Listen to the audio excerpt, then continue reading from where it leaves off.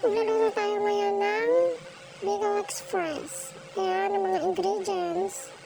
Ginisa ko yung baboy, sibuyas, luya, tsaka kamatis. Yan, nilagyan ko na siya dyan ng pangalawang pigang gata para lumambot yung baboy. Hintayin lang natin. Hanggang sipsipin yung tubig niya.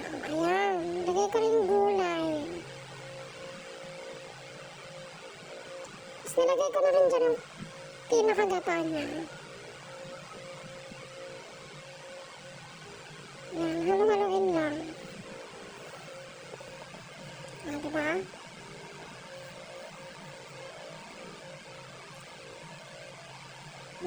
Lagyan ko na siya ng sili para sobrang anghang talaga, sumisipa. Ayan na, luto na siya. Ganun lang. Diba? Oh, ang anghang.